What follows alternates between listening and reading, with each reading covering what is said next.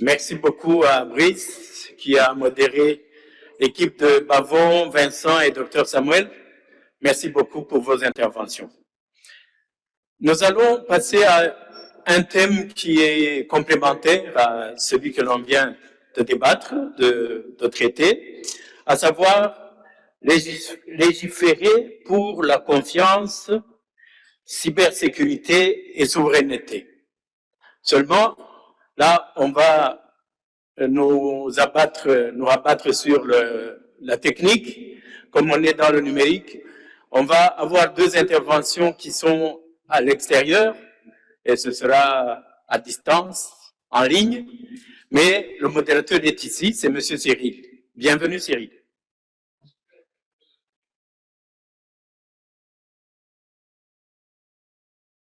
Est-ce que Cyril est dans la salle? Il était là tout à l'heure. Ah, il est là. Bienvenue. OK.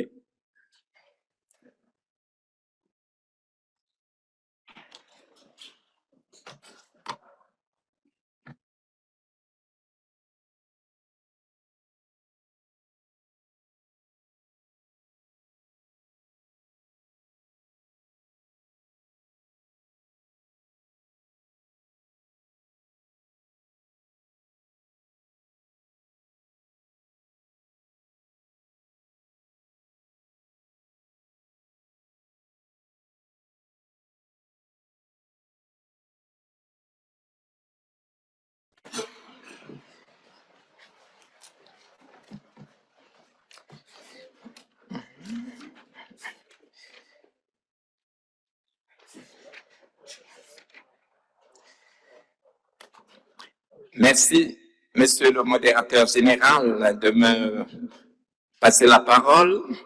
Mesdames et Messieurs du protocole préservé, bonjour. Nous allons continuer dans le cadre de nos discussions avec une thématique particulièrement intéressante. C'est d'autant plus qu'il nous met en face d'un challenge, celui de parler du numérique et maintenant de faire l'expérience de la virtualisation. Les différents intervenants qui nous ont précédés ont été tous ici en présentiel et nous allons essayer de voir si la technologie, les dieux de la technique nous permettront d'avoir quelqu'un et quelqu'une qui interviendrait à partir des autres points que celui de la salle ici présent. La thématique est fort intéressante et ramasse son matériel conceptuel dans le thème qui vient d'être déroulé. C'est celui de savoir comment légiférer pour la confiance dans un espace où la cybersécurité et la souveraineté devraient prévaloir. En fait, et en guise de balisage du terrain, je voudrais dire que depuis bientôt 2 décades, le numérique et les plateformes digitales se sont avérés comme des éléments qui ont profondément chamboulé nos façons d'être, notre relation avec nos semblables. Il est question pour nous de nous préparer à accueillir ces intrus dans nos milieux socio-professionnels, dans tous nos secteurs d'activité et d'asseoir l'influence de ces intrus sur un arsenal juridique qui nous permette de réguler, qui nous permette d'autonomiser, qui nous permette de gérer les différents comportements que nous pouvons avoir sur la toile. Il n'est pas un seul secteur d'activité qui ne soit aujourd'hui perforé ou pénétré ou traversé par le numérique, qu'il s'agisse d'une activité sociale, qu'il s'agisse d'une activité financière, qu'il s'agisse du domaine politique ou qu'il s'agisse simplement du domaine des démocraties. Le numérique, cependant, doit rester un espace ou un secteur de progrès et de sécurité dans nos sociétés. Et par sécurité, nous voulons faire ici allusion à un cadre de référence qui permette de comprendre que la confiance, si elle commence à s'éroder dans les rapports interhumains, comment est-ce que ce sera possible qu'on la virtualise et qu'on puisse la préserver? Et pour discuter de cette thématique, il n'y a pas mieux qu'un parlementaire et qu'une personne rompue dans des questions de la gouvernance, dans les questions de sécurité, dans les questions de souveraineté. Je vais vérifier avec la technique si Céline Ball est connectée. En effet, je suis connectée. J'espère que vous m'entendez bien. Céline? Pouvez-vous m'entendre? Céline n'est peut-être pas encore connectée. Alors, nous allons continuer et vérifier, essayer de voir si le deuxième intervenant, un honorable, Monsieur Jean-Pierre Ayoubangira Safari Chouti de la RDC, qui est le deuxième membre de ce tandem, est déjà connecté. Est-ce que la technique peut nous assurer que Jean-Pierre est en ligne?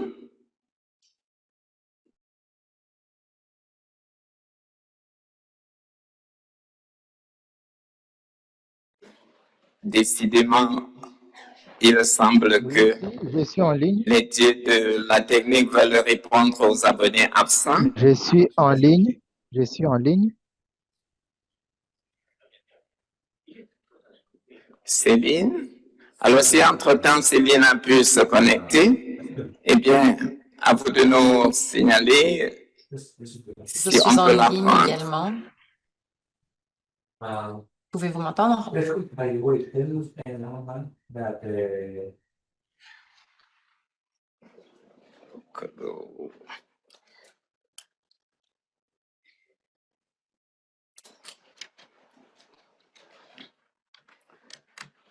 Si nous avons des difficultés à joindre les panélistes initialement retenus pour cette séquence, peut-être allons-nous converger vers un plan B, celui de ne pas laisser comme ça passer cette séance.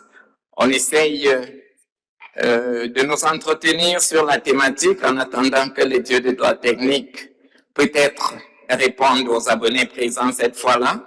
Et puis, nous continuons avec eux.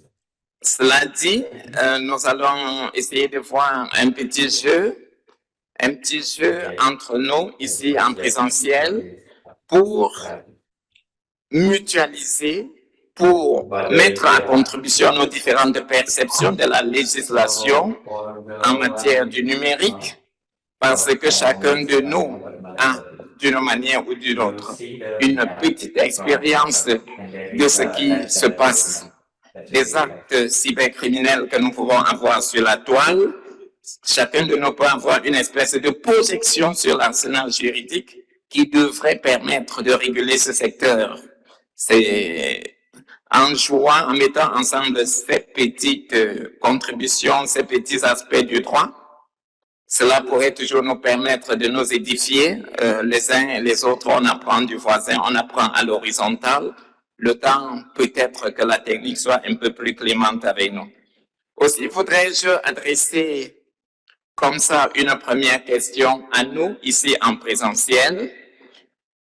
C'est la question de savoir, nous tous qui avons une idée de l'espace cybernétique, qui serait un espace immatériel et fortement technique, que je voudrais saucissonner en 3 couches. La première couche, c'est une couche physique avec l'infrastructure matérielle qui fait fonctionner Internet. La seconde couche, je voudrais la concevoir comme la couche logicielle avec ses applications, les services. Et la troisième couche, je voudrais une couche cognitive avec les différents individus utilisateurs. Au regard de cette complexité, est-ce qu'à votre avis, il est possible qu'on puisse légiférer on puisse réguler un espace aussi diffus, aussi complexe? La question est à qui faudrait la réponse, je l'attends de n'importe qui. Nous avons un espace particulièrement difficile à cerner, mais nous entrevoyons de devoir légiférer, de devoir réglementer, régenter les comportements qui s'y passent. Est-ce que c'est possible d'envisager quelque chose du genre? Oui, il va falloir quelqu'un peut-être pour nous aider à promener le banc. Très bien.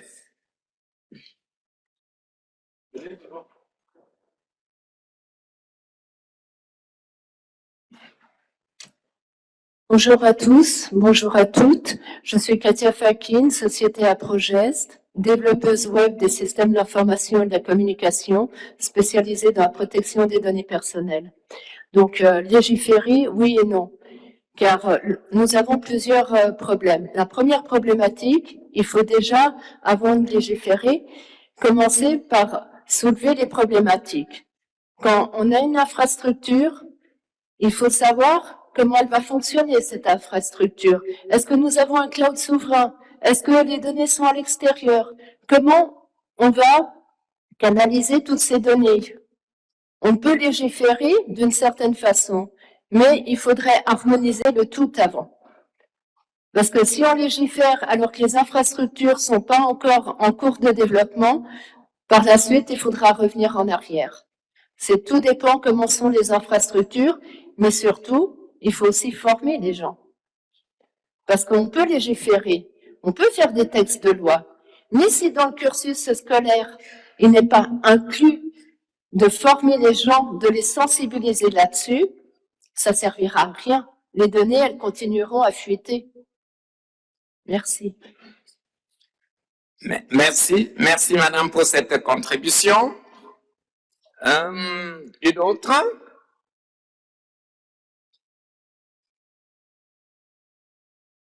Une autre intervention?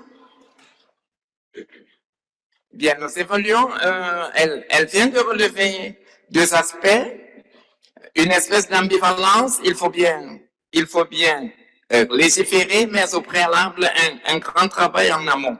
Celui de la protection de l'infrastructure et celui de la préparation des ressources humaines qui devraient permettre que ce travail soit fait. Et donc, à ce niveau, je pense qu'elle met en avant la cybersécurité, c'est-à-dire qu'elle envisage qu'il faille se prémunir de la délinquance numérique, un phénomène à plusieurs facettes, un phénomène qui va en se sophistiquant au fur et à mesure que les jours se succèdent.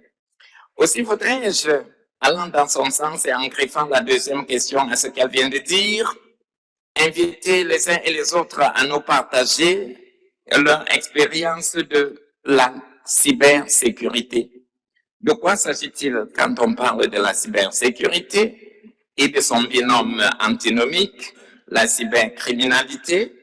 Quelle est l'ampleur du phénomène nocif de la cybercriminalité? J'ai encore besoin des contributions pendant que la technique s'affaire à connecter nos intervenants en ligne. Cybersécurité, cybercriminalité, de quoi s'agit-il?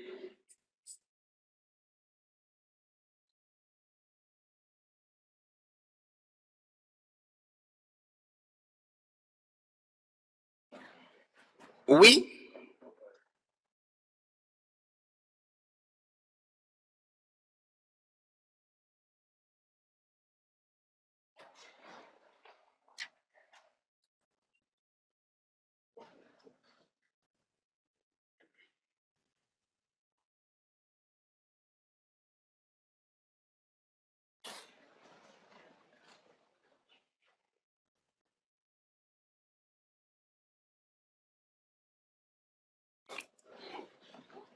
Je vais apporter une petite contribution par rapport à la préoccupation.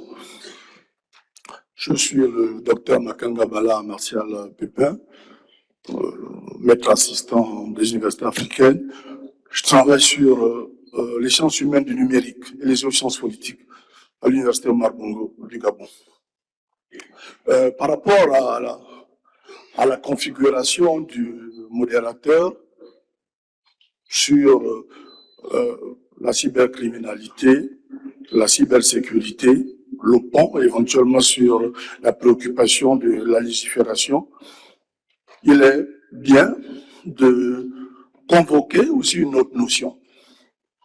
C'est le cyberespace. En termes d'image, le cyberespace se présente comme, pour emprunter une image en informatique, la réplication de la vie réelle. Et donc, tout ce qui a été déjà dit depuis hier nous plonge au cœur de cette session, puisqu'on a évoqué le SMSI plus 20 depuis 2003 à Genève. Tout à l'heure, le docteur Touré rappelait 1998 comme une espèce de pré-repère avant 2003 pour montrer comment un certain nombre d'acteurs ont identifié une transformation lente autour de la notion de la société de l'information. Et donc, la société de l'information est allée de pair avec la construction des nouveaux espaces, le cyberespace, où on a, au fur et à mesure, fait migrer, tout en conservant les activités de la vie réelle, une autre vie dans cet espace dont vous avez présenté quelques limites ou quelques frontières tout à l'heure avec les dimensions. Et à partir du moment où le cyberespace a vu générer et structurer une série d'activités, donc une vie sociale avec un ensemble d'intérêts, cela est allé en harmonie avec la complexité de la vie sociale, c'est-à-dire un ensemble donc de menaces. Donc au profit, au gain potentiel qui ont commencé à être portés par la vie sociale du cyberespace, notamment les économies, donc notamment l'économie numérique. On a parlé des startups au tournant des années 2000. Cela est allé de pair avec comment on peut tirer profit de manière marginale ou de manière criminelle de cet environnement, d'où on peut comprendre aujourd'hui comment se sont greffés au cyberespace dans une large mesure. D'abord, la cybersécurité pour essayer de protéger son nouvel environnement, et ça nous rattrape aujourd'hui si on ne prend que l'exemple de la protection des données.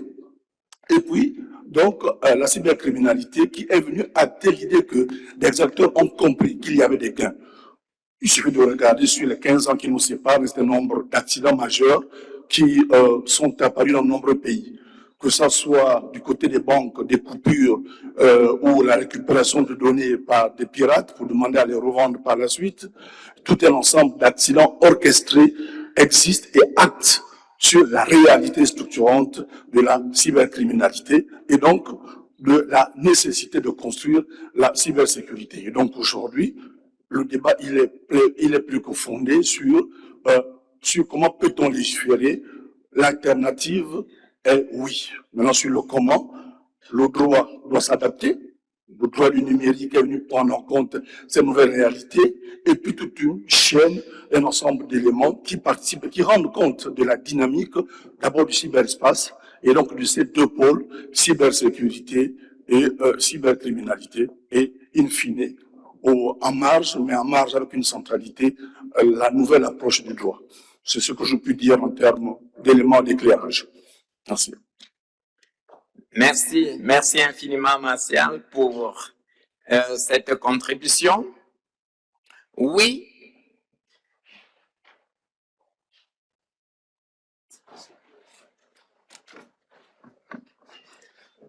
Bonjour à tous, je m'appelle Michel Bizosa et je suis responsable du département de l'entrepreneuriat des jeunes au sein du programme d'autonomisation économique et d'employabilité des jeunes au Burundi.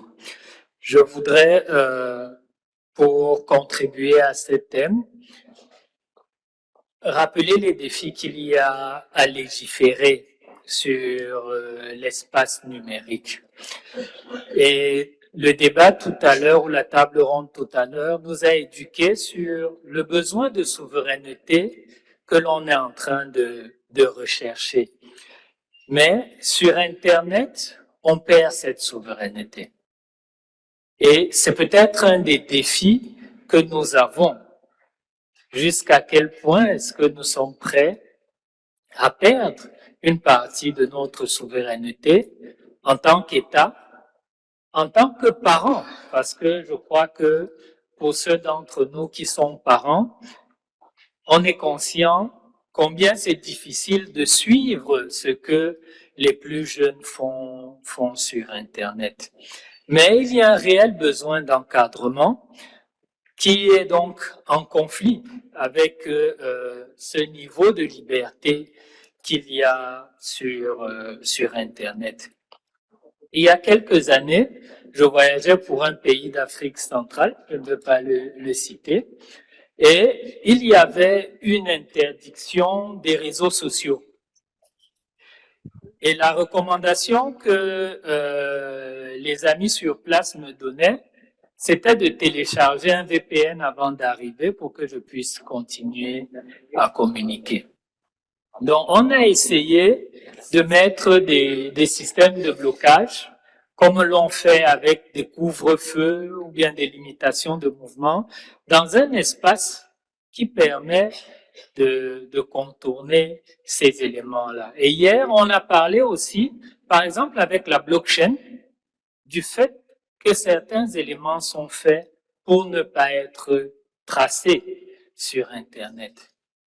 Si on garde un modèle législatif qui passe par une démarche analytique, rédactionnelle, et puis sur proposition aux assemblées, on sera lourdement en retard par rapport à un phénomène qui va très vite. Donc, pour légiférer, il faudrait revoir nos processus législatifs par rapport à cette question-là. Parce que Internet ne nous attend pas. Et on voit la pression qui a été mise sur les États avec des opérateurs, je me permets de citer, comme Starlink, qui était interdit dans certains pays, accepté dans le pays voisin, et les gens pouvaient se déplacer avec leur matériel et ils continuaient à fonctionner. Donc, on est vraiment dans un cadre dans lequel il n'est pas évident de prescrire des lois si on ne s'accorde pas et si on n'accepte pas de perdre une partie de notre souveraineté. Et lorsque l'on veut perdre une partie de sa souveraineté, c'est là où l'éducation est importante. Il faut donc qu'on s'assure que nous avons préparé cette génération qui va utiliser ces outils-là à les utiliser. Adolescents, il y a quelques années, le défi pour nous, c'était le permis de conduire. Et certains mettaient la voiture en point mort, la faisaient sortir du portail, démarrer dehors pour que le parent ne sache pas qu'il est sorti avec la voiture. C'est à peu près la même chose avec Internet aujourd'hui. L'enfant est dans sa chambre, il dit qu'il dort, mais il a le téléphone sous l'oreiller. Et puis, quand vous passez à côté de la porte, vous voyez la petite lumière. Pour lui, il pense qu'il n'y a pas de risque. Mais le cyberespace a des conséquences sur la vie réelle. On a vu des gens qui ont perdu tous leurs moyens financiers. Et on a vu les conséquences du cyberharcèlement, qui ne vont pas seulement à la clôture de comptes des réseaux sociaux, mais jusqu'à des situations même de suicide. Donc, ce n'est pas que de la cyber-réalité. Ça a vraiment des conséquences sur les réalités. Donc, c'est très important que dans notre système éducatif, on intègre très tôt cette dimension de l'éducation à Internet. Parce que ce que les jeunes, ce que les enfants, ce que la génération que nous éduquons apprend seul et en dehors de tout contrôle est un peu risqué. Merci. Merci.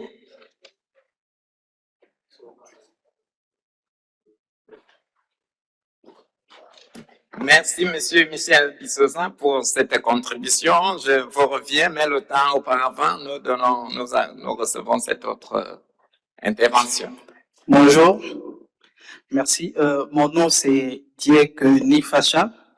Je suis consultant en cybersécurité, sécurité des systèmes d'information pour le réseau national d'éducation et de recherche. Je voudrais faire une petite contribution par rapport à ce thème de l'harmonisation la cybersécurité et la souveraineté, légiférer pour la confiance. Alors, sans trop tarder, ma contribution s'articule sur trois aspects. L'aspect de promotion, l'aspect d'innovation et l'aspect de législation qui anime ce thème. Alors, nous parlons de la société de l'information. La souveraineté dont nous parlons pour l'information, pour les systèmes d'information ou pour ce que nous consommons en tant que nation ou en tant qu'entreprise, elle commence par l'information elle-même. Donc, la souveraineté au niveau de l'information. Comment pouvons-nous avoir de la souveraineté au niveau de l'information que nous consommons? C'est par la promotion. C'est par la promotion. Promouvoir les contenus locaux, promouvoir les contenus des artistes locaux, des jeunes qui sont très nombreux dans la salle, que ce soit au niveau des contenus de divertissement ou des contenus de formation, la promotion du contenu local. Ça participe activement à la promotion de la souveraineté. Le deuxième aspect, c'est l'innovation. L'innovation au niveau des canaux de consommation. Qu'est-ce que nous utilisons pour consommer ces informations? Ce sont des applications qui viennent de l'Occident, qui viennent de la Chine. Est-ce que au niveau de l'Afrique centrale, au niveau du Burundi, nous ne pouvons pas accompagner des jeunes qui peuvent créer des applications, des canaux de consommation de ces informations qui sont directement produits sur place, qui sont gérés par donc une souveraineté au niveau des canaux eux-mêmes de consommation d'informations. Troisièmement, pour terminer, c'est la législation. Et là, c'est pour la souveraineté des infrastructures. Je vais terminer par un petit exemple. Ce qui se fait, par exemple, dans la plateforme... S'il te plaît, donne-moi juste 30 secondes. Nous allons voir avec la technique si nous avons la possibilité d'avoir Céline Ball, responsable administratif travaillant au secrétariat du FGI Monde. On repasse par la technique pour voir si nous pouvons la recevoir. Parfait, merci beaucoup. Est-ce que vous pouvez m'entendre? Madame Ball, si vous nous suivez, bonjour et bienvenue à FGI Burundi. Bonjour, est-ce que vous pouvez m'entendre? Ça fonctionne maintenant?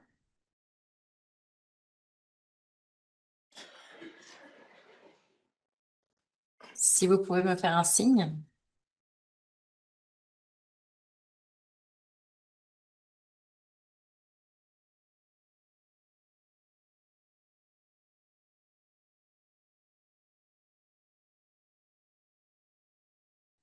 Vous m'entendez?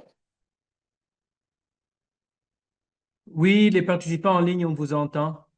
Je ne sais Les pas si dans la participants en salle, ligne, en vous entend. effet, oui. D'accord, Ouais. c'est gentil. Merci beaucoup pour ça. Avec plaisir.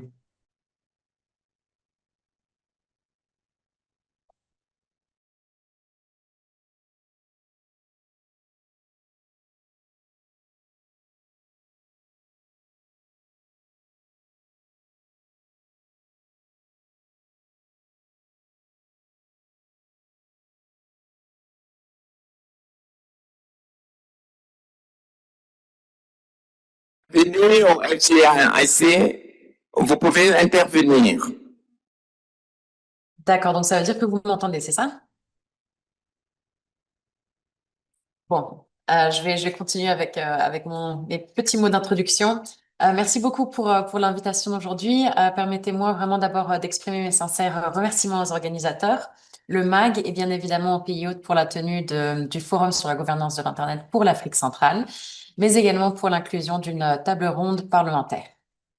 Je vous remercie également pour l'invitation de participer à la session sur la légifération pour la confiance, cybersécurité et souveraineté. J'ai beaucoup aussi apprécié la conversation que vous avez eue juste avant pendant qu'on a essayé justement de régler le problème sur Zoom. Donc, je m'appelle Céline Ball et je travaille pour le secrétariat du Forum mondial sur la gouvernance de l'Internet et plus précisément, je travaille avec les membres de parlement et associations parlementaires de chaque région pour inclure justement plus de législateurs au sein de l'IGF et des recommandations qui émergent des discussions entre toutes les parties prenantes. Donc, aux parlementaires qui nous rejoignent pour la première fois dans cet écosystème de l'IGF, je vous souhaite la chaleureuse bienvenue. Et à celles et à ceux qui contribuent déjà activement à ce processus, comme par exemple l'honorable Ayo Bandoura, Safari et bien d'autres députés de l'Afrique centrale, je tiens à vous remercier pour votre engagement constant en faveur d'une gouvernance numérique qui est multipartite, inclusive et responsable. Je ne suis pas sûre si on peut m'entendre dans la salle. Dans le chat, il y a un message qui dit nous vous entendons de la part de Jean de Dieu. Puis je pense que c'est des images de ce qui se passait un peu avant que vous interveniez. Un peu avant, d'accord, parfait. J'ose Merci, espérer qu'ils vous merci beaucoup. entendent. Euh, donc, comme vous le savez bien, nos cadres législatifs et réglementaires évoluent souvent moins rapidement que les transformations technologiques qu'ils cherchent à encadrer. C'est un thème de haute signification en général à bien d'autres législateurs de notre réseau au sein de l'IGF.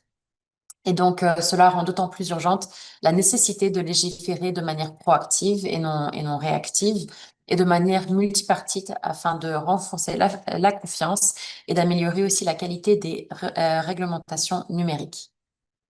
Le thème de cette session souligne l'importance d'un équilibre délicat. Comme vous le savez bien, garantir la cybersécurité tout en préservant aussi les droits fondamentaux, favoriser l'innovation tout en assurant la résilience des infrastructures numériques et bâtir des politiques publiques qui placent vraiment l'humain au cœur de la transformation digitale. Donc, cette table ronde vise à encourager les parlementaires à renforcer la coopération entre institutions législatives, gouvernements, secteur privé, société civile et communautés techniques. Et comme Monsieur Amadoun Touré l'a dit pendant ses mots d'introduction juste auparavant, nous devons agir localement en fonction des réalités et des priorités numériques locales. C'est avec une approche concertée au niveau sous-régional que l'on peut contribuer à une meilleure cohérence des cadres juridiques et donc de manière harmonisée, comme l'ont indiqué les panélistes de la table ronde des régulateurs juste avant, et permettre justement à l'Afrique centrale de tirer pleinement parti des opportunités offertes par l'économie numérique. Donc, la gouvernance numérique n'est pas uniquement une question technique ou juridique, elle présente un pilier fondamental du développement durable des sociétés. Légiférer pour la confiance signifie renforcer la protection des citoyens, promouvoir une croissance économique inclusive et veiller vraiment à ce que personne ne soit laissé de côté dans l'ère numérique. Et dans ce cadre, les plateformes multipartites comme l'IGF jouent un rôle essentiel pour naviguer la complexité du monde numérique. C'est aussi une des raisons pourquoi nous avons de plus en plus de législateurs qui font partie de notre monde pour justement les informer sur les derniers développements de l'ère numérique, etc. Et je vous encourage vivement à vous engager activement, pas seulement dans les IGF sous-régionaux, mais aussi dans votre IGF national, régional et bien évidemment aussi dans notre IGF global. Et pour mobiliser vos différentes commissions parlementaires et à intégrer les connaissances justement acquises ici dans vos processus législatifs. Je vous remercie. Merci infiniment. Madame Bal, si vous nous entendez, je voudrais dire que vous nous invitez ici à mobiliser des ressources qui nous permettent d'agir localement. Et sous cet angle, j'ai une question.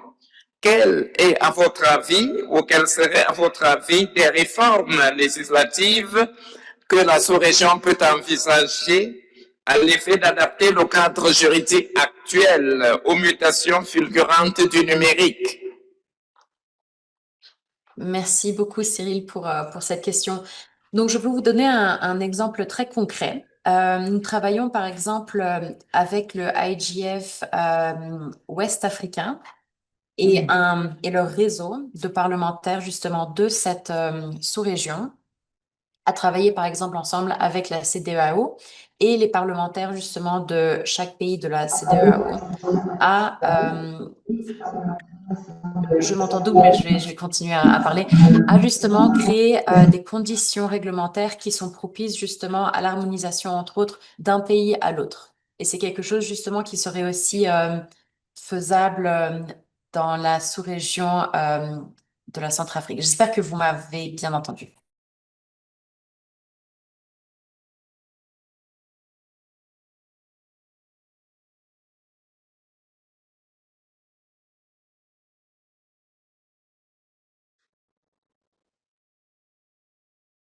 Allô, vous nous entendez?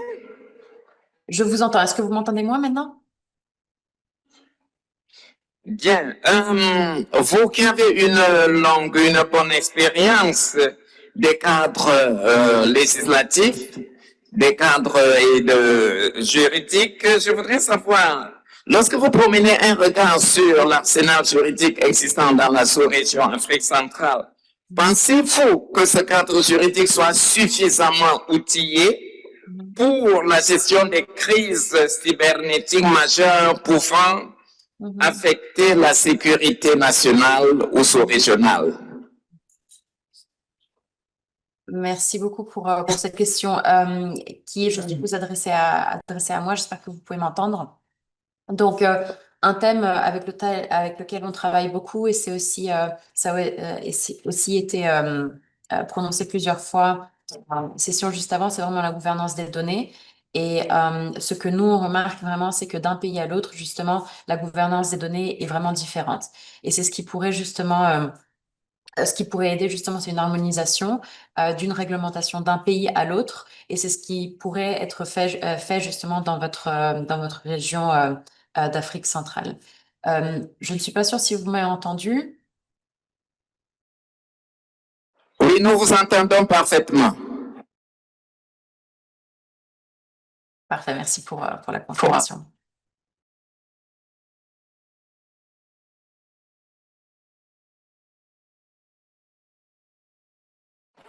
Vous nous entendez? Je vous ai bien entendu, oui. Merci. Très bien. Une autre préoccupation. Vous avez, dans votre premier propos, envisagé la possibilité de renforcer la souveraineté nationale. Et ma préoccupation, c'est celle de savoir si aujourd'hui on peut bien concilier cette coopération internationale et préserver la souveraineté nationale.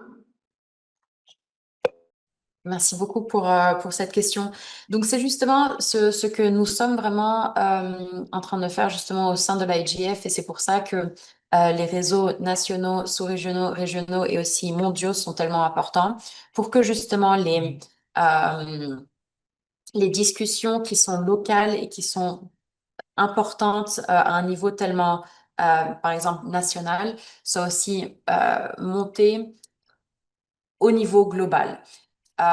Et c'est pour ça que c'est tellement important aussi de participer au niveau national pour que justement les discussions ne soient pas perdues, disons comme ça, quand on se retrouve tous au niveau global. Et justement, ça renforce plus la souveraineté nationale qu'autre chose. Donc, en général, c'est aussi pour ça qu'on recommande vraiment aux membres de parlement de participer pas seulement au niveau national, sous-régional, régional, mais aussi au niveau mondial pour que justement ces thèmes soient plus prominents. Merci. Merci infiniment. Une toute dernière préoccupation avant de vous libérer. Vous avez également une espèce d'overview, un petit regard général sur les cadres législatifs, les cadres réglementaires. Et je voudrais donc savoir, est-ce que dans ce monde globalisant, dans ce monde qui se globalise au jour le jour, est-ce qu'il existe un projet d'harmonisation des lois nationales avec des standards internationaux en matière de cybersécurité, cette pieuvre qui tétanise les efforts de sécurité dans nos pays? Merci beaucoup aussi pour cette question. En effet, c'est aussi ce qu'on est en train d'essayer de faire. Donc, le World Summit on the Information Society et la résolution qui a été adoptée justement en décembre donne de nouveau des critères ou une certaine guidance de comment gouverner justement le monde de l'information. Et quand nous créons, par exemple, des programmes, que ce soit pour les membres de parlement, premièrement, nous voulons écouter comme ce qu'on fait justement, par exemple, au sein du IGF d'Afrique centrale. nous écoutons ce que sont les problèmes justement des parlementaires. Très souvent, c'est aussi la cybersécurité et nous essayons justement de les mettre ensemble avec les différentes, par exemple, résolutions qui ont lieu à l'état global au sein de l'ONU. Donc, par exemple, c'est aussi quelque chose que je peux recommander aux membres de Parlement de suivre, par exemple, notre page sur le volet parlementaire pour rester au courant de ce qui se passe, par exemple, aussi dans d'autres régions. Le prochain volet parlementaire que nous allons avoir sera, par exemple, en Uruguay et nous allons l'organiser aussi avec plusieurs organisations de l'ONU pour justement permettre au niveau national et régional de savoir ce qui se passe aussi au niveau global. Merci.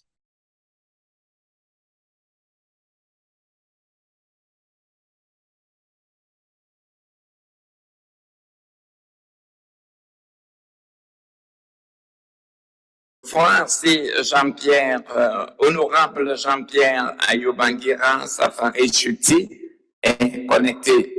Honorable, si vous nous suivez, bonjour. Recording stopped. Recording in progress. Honorable, si vous nous suivez, bonjour, vous avez la parole. Oui, bonjour. Vous me captez? Ok, merci pour l'invitation. Malheureusement, suite à des contraintes liées au voyage, au transit à Nairobi, Honor, il y a tellement certaines grèves que je n'ai pas pu être présent.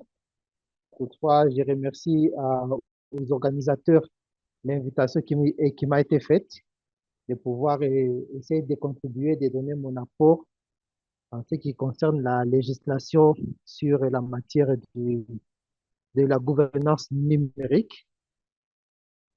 C'est un sujet qui est actuellement à l'ordre du jour. Et en tant que législateur, nous avons des contraintes parce qu'à la fois, nous devons non seulement faire en sorte que nous défendons les intérêts de la population en assurant que leurs droits, leurs libertés, mais aussi leurs possibilités d'épanouissement, les opportunités leur soient ouvertes à travers une législation adaptée. Et au niveau de ce qui concerne le numérique et la gouvernance Internet, la législation s'est fait à plusieurs niveaux. Parce que le monde virtuel n'est pas un monde qui se limite aux frontières nationales. C'est un monde qui va au-delà des frontières établies. Donc, nous devons faire en sorte que nous pensons non seulement à une législation nationale, mais également une législation qui cadre avec le cadre régional et global. Parce que seul, il est difficile qu'un pays puisse faire face à lui seul aux enjeux du numérique et notamment avoir une place dans les discussions face aux grands acteurs du numérique qui sont des acteurs globaux multinationaux. Je parle des GAFA. Il est difficile pour nous, un petit pays africain, de pouvoir penser que seul il sera en mesure de peser face aux géants du numérique. C'est pour ça que non seulement nous devons penser au cadre législatif national, mais aussi faire en sorte qu'au niveau régional, continental, nous puissions aussi avoir aussi ces cadres-là qui permettent d'associer les forces, d'associer les atouts et de pouvoir peser dans la balance des discussions. Et au niveau de la RDC, je pense aussi au niveau du Burundi, il y a plusieurs lois qui ont été faites ou qui sont en train d'être faites, mais même aussi au niveau continental africain. Il y a aussi des frameworks qui ont été établis pour ce qui est de la gouvernance Internet, ce qui est de la protection des données et même aussi pour ce qui est de l'intelligence artificielle. Nous devons donc faire en sorte que ces différents cadres à plusieurs niveaux puissent aller dans la même sens, dans la même direction, qui est de défendre nos populations, d'assurer notre souveraineté numérique, mais tout en apportant un cadre qui permette aussi une collaboration législative supranationale dans ce domaine du numérique, mais aussi en faisant en sorte que nos jeunes, spécialement nos jeunes, nos entrepreneurs, puissent aussi avoir un cadre juridique qui leur permette aussi de mieux exploiter leurs talents et de saisir les opportunités que le numérique les offre. Et c'est dans ce sens-là que euh, nous devons penser que les- la protection des données, oui, il faut les protéger, mais il faut savoir qu'il y a un grand business, il y a un grand monde économique qui est en train de se faire autour de ces données-là. Il faut non seulement les protéger, oui, mais il faut aussi les fructifier. Les fructifier en s'assurant que les intérêts, les bénéfices de ces données, de l'exploitation de ces données par des structures qui peuvent être même étrangères, que ces bénéfices puissent être en une partie rétrocédés aux auteurs, aux propriétaires de ces données-là. Il ne faut pas que un exemple, on est en train d'utiliser tous, je pense, on utilise beaucoup, utilisons Google. Et lorsqu'on se déplace en ville, il y a les Google Maps qui récoltent des données. Ces données-là, il est en mesure de les vendre à des entreprises pour essayer de vendre des, des informations qui cadrent avec la géolocalisation, le transport. Et ces entreprises-là font des bénéfices à travers ces informations qui ont été récoltées par des populations locales. Alors, comment est-ce qu'on peut faire en sorte que lorsque une entreprise américaine exploite des données du Congo ou du Burundi, qu'en retour aussi, cette population congolaise ou burundaise puisse avoir une part du gâteau. Donc, c'est de là que je pourrais aussi venir sur le point de la souveraineté. On a parlé de la souveraineté. Il y a une tendance, c'est vrai, qui est là, qui fait en sorte que beaucoup de pays, notamment avec les régulateurs, on voudra c'est qu'on puisse avoir la géolocalisation des données, avoir des data centers qui sont physiquement dans les pays. Mais il faut savoir que le monde virtuel ne tient pas compte des limites physiques que nous connaissons actuellement. Il faut savoir aussi que nous n'avons pas encore toutes les infrastructures en place pour assurer une gestion optimale de ces données-là, faire en sorte que ces multinationales puissent céder et accepter d'héberger leurs données dans nos data centers. Maintenant, en attendant, est-ce qu'on va bloquer, ne pas entrer dans les trains en marche ou on va laisser les trains en marche et de continuer d'avancer sans nous? Moi, je pense qu'il faut faire en sorte que, en même temps que nous sommes en train de construire nos infrastructures, faire en sorte que ces données qui, pour le moment, sont hébergées ailleurs, puissent être d'une manière ou d'une autre identifiées là où elles sont, qu'elles viennent d'un certain endroit et qu'en conséquence, ce qui va revenir en termes de revenus de l'exploitation de ces données, l'État source ou générateur de ces données doit avoir aussi un mot à dire. Mais bien sûr, il y a des données qui réellement, ce qui cadre avec les données intimes, personnelles, de sécurité, de santé, de contrôle de la population, et des élections. Ce sont ces genres de données qui réellement, eux, doivent être localisées donc dans l'espace géographique. Mais moi, en tant que législateur et mais aussi en tant que jeune, je pense qu'il faut aussi avoir une approche qui est pragmatique. C'est vrai, on a besoin de lois, mais il ne faut pas que ces lois soient calquées sur des modèles qui ne cadrent pas avec nos réalités. Nous voyons que au niveau de la législation, il y a plusieurs modèles, plusieurs démarches qui sont été faites. Si on prend l'exemple des États-Unis, l'exemple de la Chine, l'exemple de l'Union européenne, tous ces différents, euh, et tous ces différents blocs géostratégiques ont leur façon de légiférer, que ce soit pour la protection des données, que ce soit pour d'autres, l'intelligence artificielle, que ce soit pour d'autres domaines du numérique, ils ont des différentes approches. Nous prenons exemple pour ce qui est des États-Unis. Eux, ils voient des lois qui sont là pour promouvoir l'innovation. Donc, en donnant un accès, pas total, mais au maximum aux entrepreneurs pour qu'ils puissent justement exploiter ces données-là et, et générer une richesse à travers l'exploitation de ces données-là. Tandis que l'approche des Européens, c'est plutôt d'assurer d'abord la protection de ces données-là. Donc, de restreindre l'accès à ces données, de faire en sorte que l'utilisateur final ou le propriétaire de ces données puisse d'abord donner son accord avant une pareille exploitation. Et cela, en quelque sorte, ça freine aussi l'innovation. Et nous, en tant que pays africains, qui sommes encore en train de nous rechercher, nous devons essayer de jongler entre les deux et trouver le juste milieu entre la protection des données, mais aussi laisser une porte ouverte afin que nous ayons des données qui soient accessibles, en premier lieu et accessibles à nos chercheurs, à nous, accessibles à nos jeunes, à nos entrepreneurs, afin qu'ils puissent aussi voir d'une manière ou d'une autre comment générer une richesse à travers ces données-là. C'est ça la première partie de mon intervention, mais je reste encore disponible pour toute autre question ou observation qui viendra de la salle. Merci beaucoup. Merci, merci infiniment, honorable.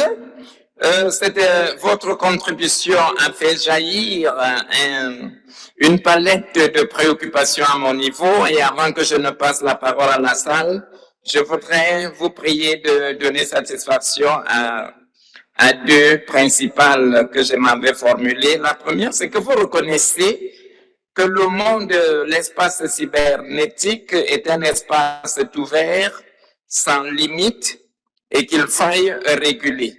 Je voudrais vous demander, est-ce que dans un espace où se rencontrent des personnes géographiquement limitées et peuvent agir dans un espace infini, qu'est-ce qu'il y a lieu de prioriser en matière de législation? Faut-il créer ou renforcer une autorité nationale indépendante, par exemple, et qui serait chargée de la cybersécurité au niveau des États ou dans la sous-région? Ou alors faut-il prioriser le renforcement d'un arsenal juridique sous-régional, voire international? Entendu que les deux mondes, enfin, il y a un monde géographiquement limité qui embrasse un autre virtuel et qui n'a pas de limite. Merci pour la question. Je dirais qu'il faut aller dans une approche double dans les deux sens. En même temps, faire en sorte qu'on ait un cadre légal national qui soit réellement établi, parce que devant les vides, nous risquons de soumettre nos populations à des abus, à l'exploitation par ces grands acteurs du numérique.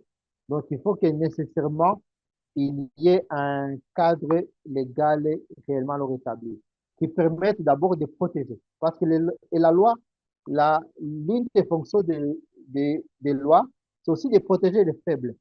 Les faibles qui ne sont pas en mesure de faire face aux intrigues de ceux qui sont puissants, qui ont le pouvoir, qui ont l'argent, qui ont d'autres capacités. Il faudrait que c'est la loi qui est là pour évidemment essayer de protéger tout le monde. Donc, cette loi nationale doit être là et la souveraineté nationale sur les données nationales doit être clairement exprimée dans une loi. Toutefois, dans chaque loi, il y a ce qu'on appelle les mesures d'application. La loi est là, mais il y a les mesures d'application.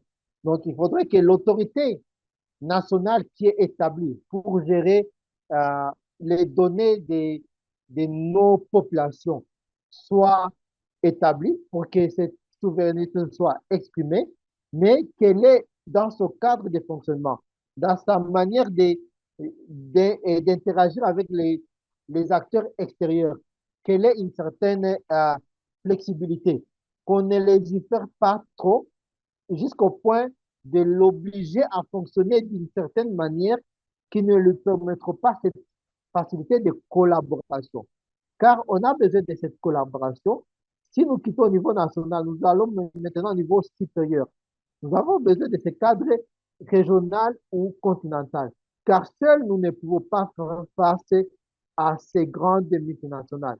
Que ce soit nous, l'Afrique, mais nous voyons que même aussi l'Europe, en tant que continent euh, riche et avancé, a des difficultés de faire face à Elon Musk à travers X. Il a des difficultés de faire face à, à Facebook, à WhatsApp, à Google, à Amazon, à tous ces GAFA. Donc, là où l'Europe a des difficultés, je ne pense pas que ce sont nos pays individuellement, que le Burundi seul sera en mesure de faire face à ces grands acteurs, que le Congo seul sera en mesure de faire face à ces grands acteurs. Ça, c'est très difficile. Mais si le Burundi entre dans un cadre continental, que, que, que une préoccupation burundaise est portée par le continent, l'Union africaine en tant que tout, on ne verra pas seulement le Burundi en tant que consommateur. Je ne connais pas la population du Burundi, mais je pense que ça doit être entre une dizaine de millions. On ne verra pas seulement ce nombre-là, mais on verra les milliards d'Africains qui sont là, qui existent et qui sont une opportunité auxquelles les GAFA ne peuvent pas faire fi. Donc, on a besoin d'avoir non seulement un cadre national, car laisser un vide législatif, c'est soumettre nos populations aux abus de ces acteurs-là. Mais aussi, être aussi, faire en sorte que nos institutions nationales soient ouvertes à la coopération, à la collaboration, d'abord régionale et continentale, pour faire face à ces acteurs qui, eux, n'ont pas de limites géographiques.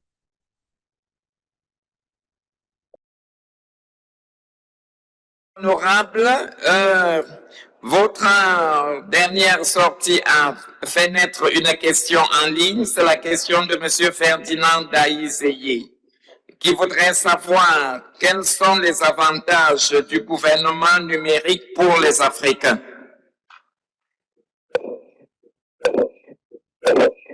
Je veux savoir s'il demande ça dans le cadre, quel est l'avantage de la gouvernance numérique pour chaque pays africain individuellement ou si c'est pris collectivement. Euh, Si c'est individuellement, c'est que j'ai dit que le vide juridique n'est pas bon.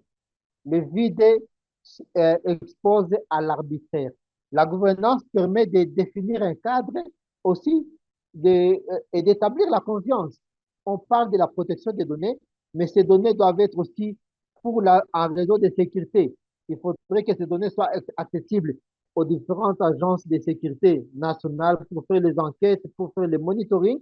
Donc, il faudrait que ce cadre, cette gouvernance puisse établir cette confiance, que la population ait confiance que non, l'État est en train de récolter ces données, est en mesure de les exploiter, mais ces données ne seront pas utilisées ou exploitées d'une manière abusive contre cette même population. Et cela ne peut être que défini s'il y a une gouvernance qui est établie. Là, c'est au niveau de l'avantage de la gouvernance au sein de chaque pays.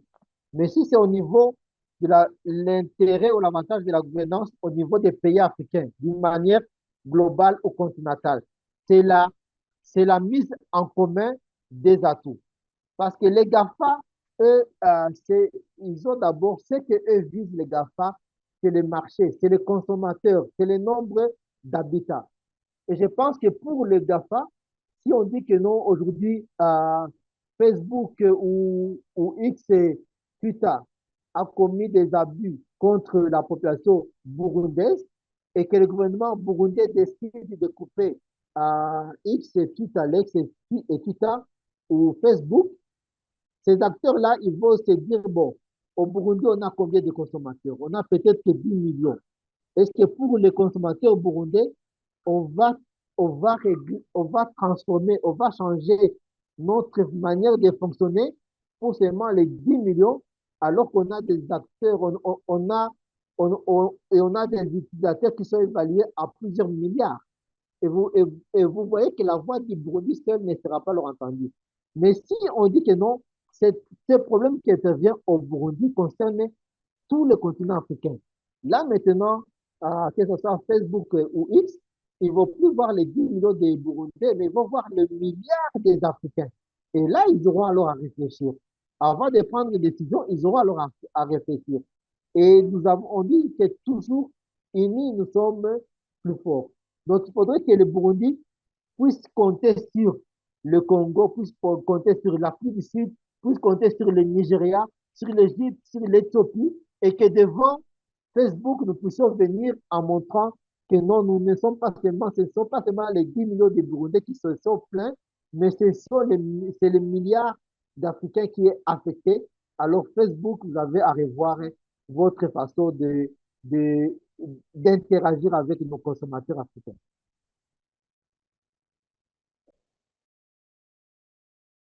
Votre disponibilité. En guise de mot de fin, j'interroge le législateur s'il peut nous dire en une minute, en toute une minute, est-ce que c'est possible de garantir une législation numérique à la fois protectrice et favorable à l'innovation en Afrique centrale? En une minute. Je pense qu'il est possible. Hein? Il est possible. Il y a déjà un cadre continental qui a été déjà établi par l'Union africaine qui nous permettent d'avoir une base sur laquelle on va essayer de construire et que chaque pays africain puisse essayer de l'adapter. Et au niveau de là, d'abord, il y a la protection des données, il y a la sécurité. Et l'innovation, souvent, elle découle de la flexibilité de ces lois. Parce que la loi, toujours on dit que la loi, elle est dure. La loi est dure, mais c'est la loi. Donc, la loi, par sa nature, pour qu'elle soit efficace, elle a besoin de cette dureté. Mais il y a, à part la loi, il y a toujours des mesures d'application. Il y a le cadre réglementaire qui est là, qui est propre à chaque institution. Il faudrait qu'au niveau de ces cadres réglementaires, on puisse ouvrir une fenêtre de collaboration, une fenêtre de coopération, afin qu'un acteur extérieur puisse avoir une ouverture de savoir comment est-ce que je peux accéder à ces données et faire en sorte que l'opérateur ou le régulateur congolais, burundais ou camerounais puisse être en mesure de me donner accès d'une manière confiante à ces données et que nous puissions collaborer pour l'intérêt mutuel. Donc, c'est possible d'avoir en même temps quelque chose qui va assurer la sécurité et aussi faire en sorte que l'innovation ne soit pas mise à mal.